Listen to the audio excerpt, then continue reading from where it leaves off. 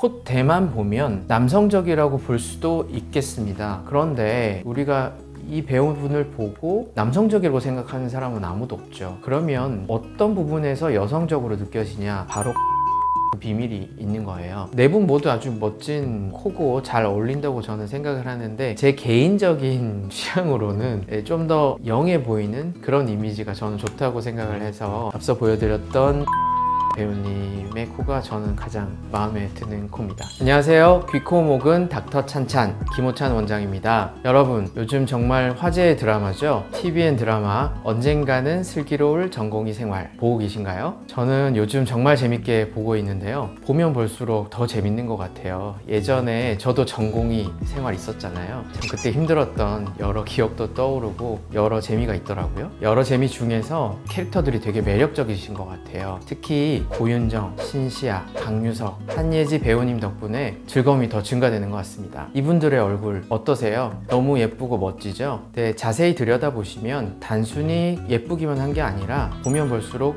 매력적인 부분이 있습니다. 오늘은 드라마 속 배우들의 얼굴 형태와 코의 조화를 분석하면서 단순히 예쁜 코가 아닌 숨쉬기 편한 코가 얼마나 중요한지 함께 알아보고자 합니다. 미적으로 아름다움과 또 호흡 기능, 두 마리 토끼를 모두 잡는 비결 지금부터 알려드릴게요.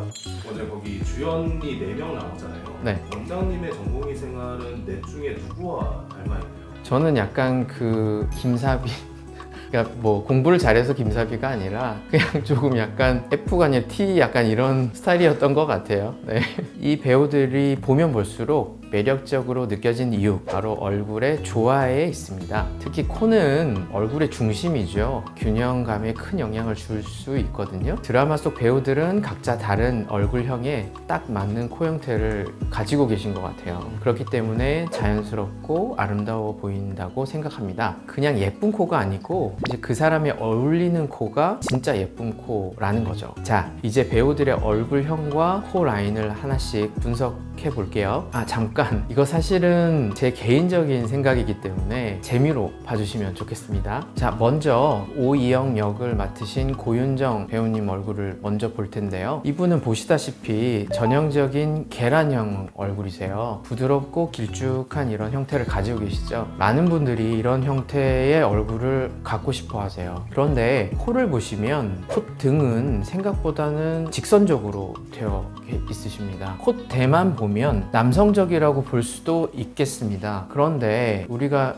이 배우분을 보고 남성적이라고 생각하는 사람은 아무도 없죠. 그러면 어떤 부분에서 여성적으로 느껴지냐? 바로 코끝에 그 비밀이 있는 거예요. 고윤정 배우분의 코를 보시면 콧대가 살짝 들려있는 형태로 느껴지시죠. 그런데 자세히 보시면 사실 코가 들려있는 게 아니에요. 코와 입술 이 각도를 비구순각이라고 하거든요. 보시면 90도에서 100도 사이쯤 코가 많이 들려있는 형태는 아니세요. 그런데 코가 이렇게 예쁘게 이렇게 올라가는 느낌이 드는 이유는 코끝 바로 아래쪽, 저희가 인프라 팁이라고 하는데 이 부분이 살짝 튀어나오면서 자연스럽게 연결이 되기 때문에 코가 버선 코가 아님에도 불구하고 이렇게 예쁘게 들려있는 형태로 보이게 되는 거죠. 그런데 여기서 중요한 건 겉모습만이 아니에요. 고윤정 배우님처럼 아름다운 코 라인을 원한다면 코 내부의 비중격이라는 지지 구조가 튼튼해야 되거든요. 그래서 수술을 할 때도 그 지지 구조가 손상되지 않도록 하는 게 중요하고, 어쩌면 그 지지 구조를 조금 더 튼튼하게 보강을 해주는 게 중요할 수 있습니다. 기둥이 튼튼해야 집이 예쁘게 잘 설 수가 있겠죠. 계란형 얼굴은 이미 비율이 좋기 때문에 코 성형을 한다면 과하게 변형하기보다는 원래의 코 라인을 자연스럽게 살리는 그런 수술법이 훨씬 효과적입니다. 두 번째로 표남경 역을 맡으신 신시아 배우님을 보겠습니다. 이분을 보시면 굉장히 어려 보인다는 느낌이 드시죠? 그 이유는 얼굴 형태가 약간 동그란 형태를 갖고 계시는 거죠. 거기에 더해서 코의 시작점이 조금 더 눈하고 눈 사이로 올라가 있습니다. 어린이들 보시면 어른에 비해서 눈하고 눈 사이가 조금 더 멀고 코가 조금 더 위에 위치해 위치를 하고 있거든요. 신시아 배우님은 그런 느낌을 가지고 계시기 때문에 같은 연령대에 비해서도 훨씬 어려 보이는 느낌을 가질 수가 있는 거죠. 이런 동그란 얼굴에는 어떤 코가 어울릴까요? 너무 높은 콧대를 적용하게 되면 굉장히 부자연스럽게 보이게 될 거예요. 적당히 높이를 보강해서 입체감을 주는 게 가장 자연스럽겠죠. 신시아 배우님의 코를 보면 얼굴과 참 잘 어우러지는 걸 보실 수가 있습니다. 특히 코끝 부분 너무 날카롭지 않죠? 코끝을 너무 날카롭게 설정하게 되면 부조화가 심해질 겁니다. 그래서 약간 동그란 얼굴에는 코끝도 너무 각지지 않게 동그란 형태, 적당히 살짝 올라간 반버섯 모양이 가장 조화롭다고 저는 생각합니다. 다음으로 청일점이죠. 엄제일 역을 맡으신 강유석 배우님을 한번 보겠습니다. 이분은 갸름하고 긴 얼굴형을 가지고 계세요. 근데 이런 얼굴형에는 코의 균형이 굉장히 중요해요. 왜냐하면 콧대가 높고 낮음을 떠나서 너무 얇게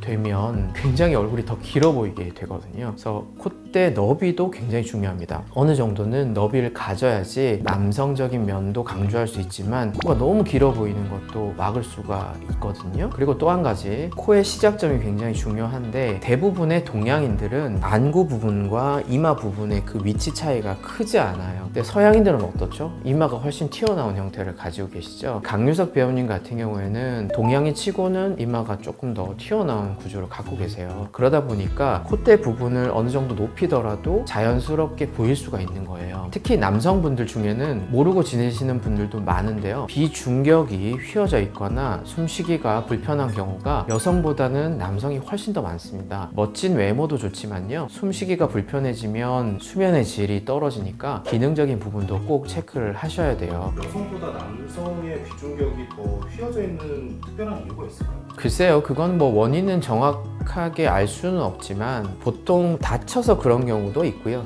아무래도 그런 외상이 남자가 더 많겠죠. 그런 부분도 있을 것이고, 또 성장 과정 중에서 아무래도 그 중간막이 과성장되는 경우가 여성보다 아마 남성이 더 많아서 그런 걸로 생각하시면 될 것 같습니다. 마지막으로요, 제 전공의 시절과 가장 비슷하다고 봤었던, 안경만 비슷한 것 같은데요, 김사비 역을 맡으신 한예지 배우님을 보겠습니다. 한예지 배우님도 다소 긴 얼굴을 좀 가지셨거든요. 근데 또 다른 매력이 있죠. 이런 얼굴형에는 너무 날카롭고 직선적인 코보다는 좀 부드럽고 곡선적인 미를 살리는 코가 더 잘 어울릴 것 같습니다. 직선과 곡선이 적절히 조화된 코라인이 얼굴에 자연스러운 볼륨감을 더해주거든요. 한예지 배우의 코는 내부 구조를 잘 보존하면서도 외관상 아름다움을 갖춘 좋은 예라고 볼 수 있겠어요. 코 성형을 고려하신다면 이렇게 기능과 미용 두 가지 모두를 생각하시는 게 좋겠습니다. 네 분 배우 중에 원장님이 가장 아름답다고 생각하시는 코는 어떻게 될까요? 네 분 모두 아주 멋진 코고 잘 어울린다고 저는 생각을 하는데, 제 개인적인 취향으로는 좀 더 영해 보이는 그런 이미지가 저는 좋다고 생각을 해서 앞서 보여드렸던 신시아 배우님의 코가 저는 가장 마음에 드는 코입니다. 지금까지 드라마 속 배우들의 매력적인 코 살펴보셨는데요. 이렇게 예쁘면서도 기능적으로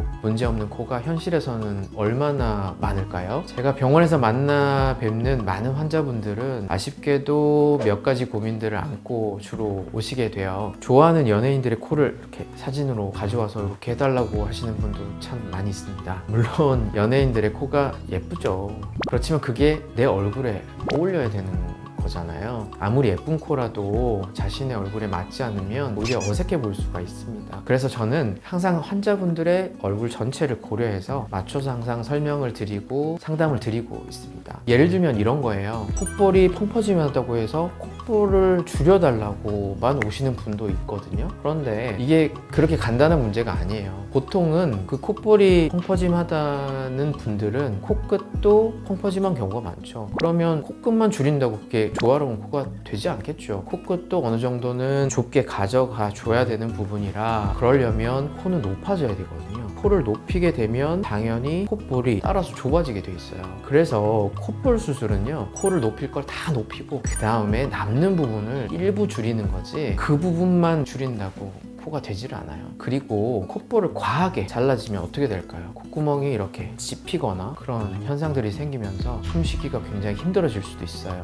숨 쉬는 게 불편한 코, 과연 좋은 코일까요? 그렇지 않을 겁니다. 여러분들이 잘 모르실 수도 있는 사실인데요. 대부분의 사람들은 코 공간이 비대칭이에요. 코 중간막이 어느 정도는 휘어져 있습니다. 정말 많은 분들이 이 사실을 모른 채로 코 성형을 받으시는 것 같아요. 이렇게 비대칭적인 코 공간을 가진 상태에서 성형의 방법을 잘못 선택을 하시면 호흡 문제가 더 심해질 수 있거든요. 예쁜 것도 중요하지만 건강한 호흡 더 중요하다고 저는 생각합니다. 여러분, 코가 예쁘게 보이는 것만이 전부가 아니에요. 우리 몸의 호흡기 첫 관문이죠. 코의 기능 반드시 생각을 하셔야 합니다. 제가 만난 여러 환자분들, 심지어 연예인분들도 기능을 고려하지 않은 성형을 하시고 나서 숨쉬기가 불편해져서 재수술을 받으시는 경우가 많습니다. 코로 24시간 편하게 숨을 쉴 수 있다는 것, 건강한 삶을 유지할 수 있어야지 예쁜 코도 의미가 있겠죠.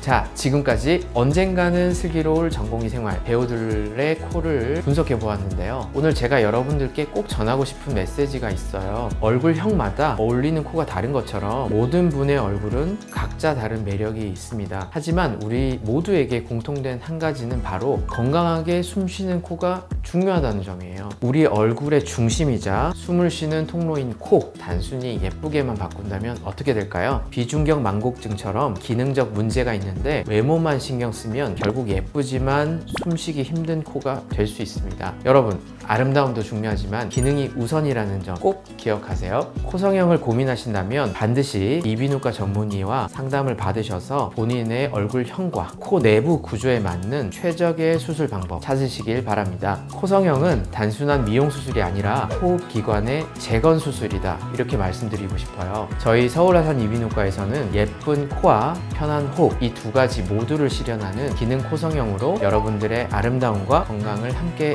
지켜드립니다. 궁금한 점이 있으시면 언제든지 상담하러 와주세요. 오늘도 영상이 도움이 되셨나요? 좋았다면 좋아요와 구독 눌러주시고 더 알고 싶은 내용이 있으시면 댓글로 남겨주세요. 여러분의 의견을 반영해서 다음에도 유익한 정보로 찾아뵙겠습니다. 지금까지 귀코목은 닥터 찬찬 김호찬 원장이었습니다. 감사합니다.